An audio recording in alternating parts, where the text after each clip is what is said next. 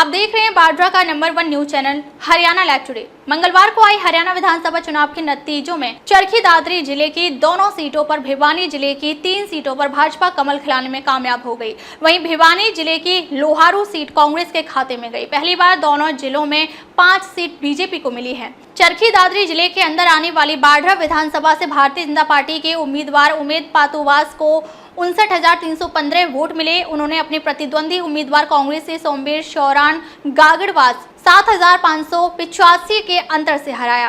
उन्होंने जीत के बाद बाड्रा के क्रांतिकारी चौक पर पहुंचकर कार्यकर्ता का धन्यवाद किया। वहीं कार्यकर्ता ने रंग गुलाल उड़ाकर व एक दूसरे को मिठाइयां खिलाकर खुशी मनाई। पेश है बाड्रा के क्रांतिकारी चौक से ये रिपोर्ट।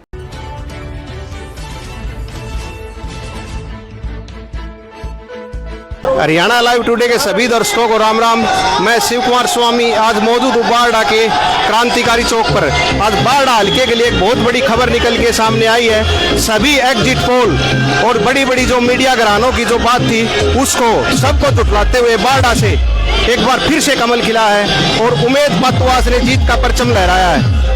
उसके जो समर्थक है वो चौक के ऊपर रंग गुलाल उड़ाकर जश्न मना रहे हैं। मैं एक बार कैमरामैन को कहूंगा कि उधर जो जश्न मनाया जा रहा है उसको एक बार दिखाने की कोशिश करें। मैं अपने कैमरामैन को भी कहूंगा कि एक बार उधर जश्न जो मना रहे हैं उनको दिखाने की कोशिश करें। अभी जो पूरा क्रांतिकारी चौक है उसके अंदर उमेद पातुवास और बीजेपी के जो समर्थक हैं वो जुटने शुरू हो चुके हैं। उनकी खुशी में शामिल होने के लिए कुछ युवा नेता भी यहाँ पर पहुंचे हैं। अभी उनसे बात करते हैं। सबसे पहले हमारे दर्शकों को राम राम करो। सभी हरियाणा लाइव टुडे को आपको भी राम राम और जितने दर्शक देख रहे हैं सभी को राम राम। कितना कुछ मानते हैं कि युवाओं ने इसके अंदर योगदान दिया? मैं वैसे प्रदेश कार्यकारिणी सदस्य हूँ, युवा मोर्चा में जिला उपाध्यक्ष हूँ और उमरवास गांव से हूँ, पूर्व छात्र नेता रहा हूँ। और ये युवाओं ने ये इलेक्शन था पूरा, ये युवाओं का इलेक्शन था। खुद उम्मीद की बजाय ज़्यादा युवाओं ने संघर्ष कर रखा था। जनता ने इलेक्शन खुद लड़ा है, खुद जीता है।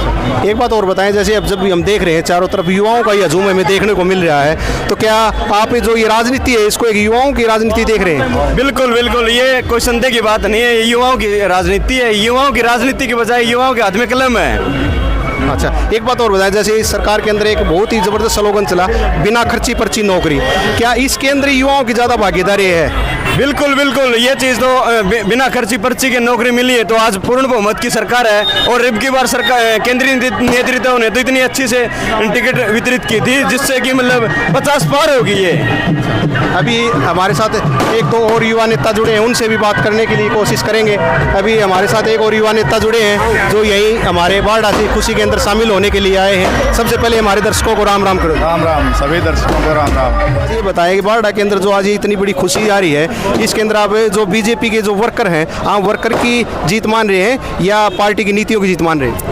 वर्करों की भी जीत है और पार्टी की नीतियों की भी जीत है। जिस प्रकार से भाजपा ने पिछले 10 वर्षों में इतने युवाओं को बिना खर्चे बिना पर्चे की नौकरी दी है, ये सब युवाओं ने देखा है। और जो युवा वर्ग नौकरी की इंतजार में है, प्रतीक्षा में है, उनमें आज एक उत्साह है कि मेरा भी नंबर आएगा नौकरी के लिए बिना खर्चे और बिना पर्ची में।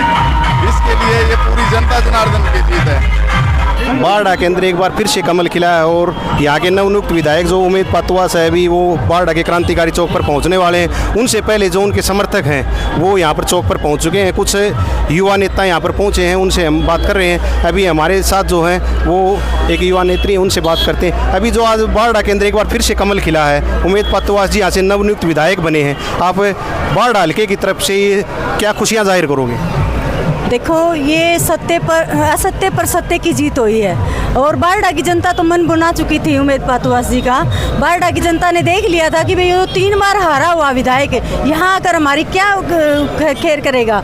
इसीलिए उमेद पातुवास जी का मन बना लिया था जनता ने। और जनता बड़ी उत्साहित थी, बहुत पहले से ही जनता उत्साहित थी। तो एक बात हो रहा है, जैसे आप कह रहे हैं कि वहाँ से उनको लिया, क्या एक हल्के से जब हमारी टीम बात कर रही थी लोगों से तो एक बात सुनने को मिल रही थी कि पानी नलके का और विधायक हल्के का, क्या आप इस जो ये फैक्ट था या लोगों की जो सोच थी, इसको भी कुछ ना कुछ उम्मीद की जीत के अंदर भागीदारी मानते हैं? हाँ बिल्कुल भागीदारी मानी। 117 पंचायतें थी, पंचायत एसोसिएशन ने ये लगा लिया था भाई विधायक हल्के का ही होना चाहिए, पानी नलके का ही होना चाहिए। ये फैक्टर खूब काम किया है फैक्टर ने। चलो ये विधायक जो चुना है ये सिर्फ और सिर्फ विधायक तक नहीं रहेगा, ये हरियाणा सरकार में कैबिनेट मंत्री होगा।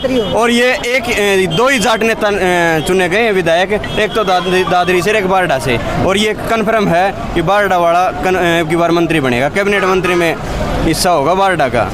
एक चीज़ और है, हमें जब यहाँ पर सुनने को मिल रहा था कि इस सरकार के अंदर एक सबसे बढ़िया चीज़ सुनने को मिल रही थी बार बार, बिना खर्ची पर्ची युवाओं को नौकरी। तो हमारे साथ एक और युवा साथी जुड़े हैं, क्या इनसे पूछेंगे जो खर्ची पर्ची का जो सिस्टम था इससे भी कुछ % वोट बढ़े हैं? जी बिल्कुल। पहले तो मैं आपके न्यूज़ चैनल के माध्यम से सभी हल्कावासियों को जीत की बहुत बहुत शुभकामनाएं देना चाहता हूँ कि आप सभी को पता है कि हरियाणा में बीजेपी सरकार तब से बनी है तो बिना पर्ची और खर्ची का सिस्टम लगातार चल रहा है, तो ये बिल्कुल सत्य है। एक चीज़ और है कि हरियाणा के इतिहास के लिए आज एक बहुत बड़ा दिन है, क्योंकि लगातार कोई भी सरकार तीसरी बार रिपीट हुई है। तो क्या ये बीजेपी की नीतियों की जीत है या केंद्र की नीतियों की जीत है यहाँ पर, या आम वर्कर की जीत है?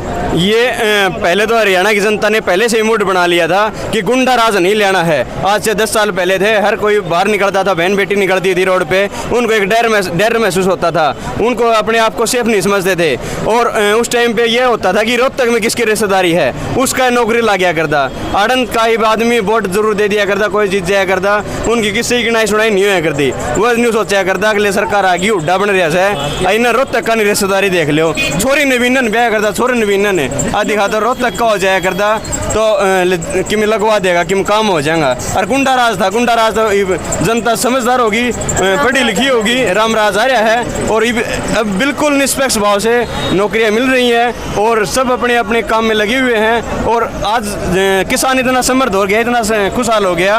पहले 70 साल में तो 700 रुपये कुंटल बाजरा था और आज 10 साल में 2610 रुपये बाजरा बिक रहा है। तो आपने एक किसानों के बारे में बात की, एक चीज़ और निकल के आ रही है अब की बार जो बीजेपी पार्टी का मैनिफेस्टो है उसके अंदर महिलाओं के लिए 2100 रुपये, जो 18 साल से और 60 साल की जो महिलाएं उनके लिए 2100 रुपये देने की घोषणा की है।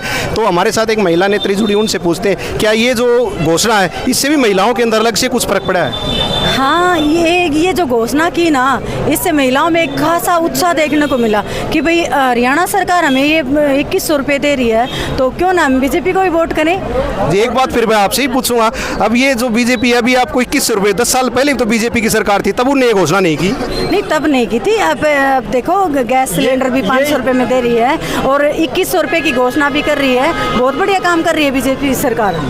एक चीज़ और है, जैसे कि अब जो सिलेंडर है हर गृहिणी की पसंद होती है, वो भी अभी 500 रुपये में कर रही है। तो हमारे साथ जो कि युवा जुड़े उनसे, जो बीजेपी पार्टी के एक बढ़िया वर्कर भी हैं, उनसे पूछते हैं कि जो 500 रुपये के जो सिलेंडर है इस योजना को आप कितना अच्छा मानते हैं? बहुत अच्छा है, ये आम घरेलू में, आम घर में सुविधा पैदा की गई है। और पहले लोग धुएं से उनसे परेशान हो गए, उनके नहीं, जो गृहिणी है वो पहले अपनी माताएं बहनें थी वो लकड़ियां लाती थी, आजकल जो काम हो गया है वो मान लो डिजिटल हो गया है, चूल्हे की हर घर में जरूरत पड़ती है, तो गैस से सारा सिस्टम चलता है। अगर हमारी किसी भी महिला के खाते में गैस से सिलेंडर के द्वारा कुछ पैसे आते हैं तो ये मान लो चूल्हे का काम वहाँ से चलता है, कुछ पैसे इकट्ठे होती हैं उनसे बचाती हैं, वो अपना घर गुजारा चला पाएंगे। मास्टर चंद्रपाल जो बारडा के अंदर बीजेपी की रीढ़ की हड्डी रहे हैं, उस टाइम से या यूं कहे उस जमाने से बीजेपी का झंडा उठाए हुए हैं जब इस एरिया में बीजेपी का नाम मात्र के वर्कर होते थे।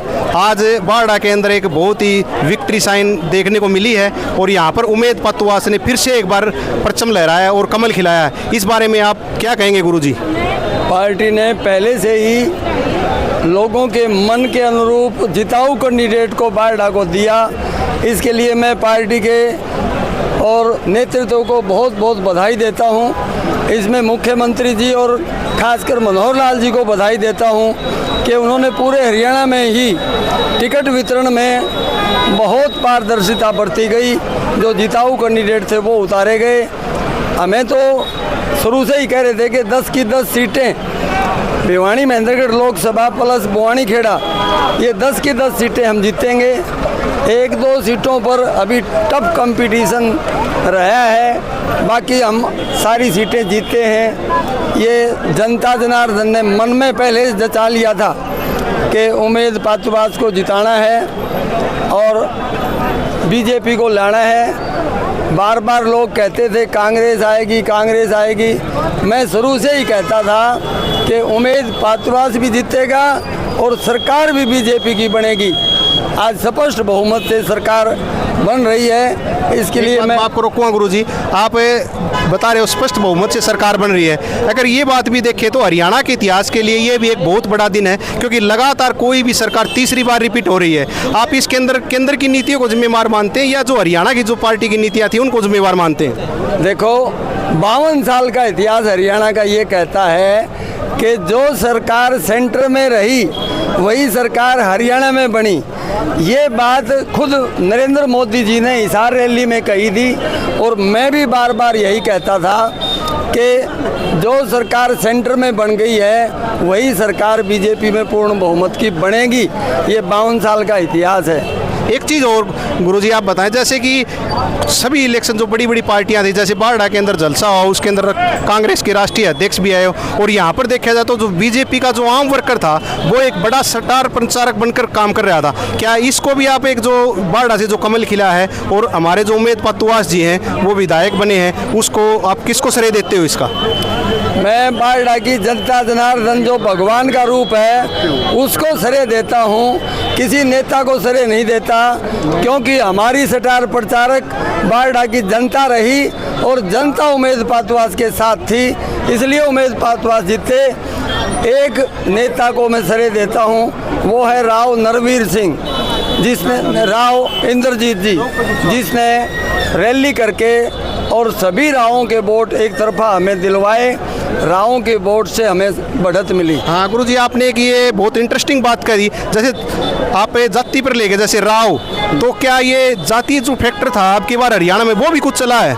नहीं, जाति फैक्टर नहीं चला है, लेकिन राव इंद्रजीत जी को सभी राव भाई अपना राजा मानते हैं और वो उसके कहे अनुसार वोट डालते हैं, इसलिए उन्होंने उनके आने से, उनके कहने से वोट उमेद भाई पातुवास को दिए, तो हमारी जीत हुई।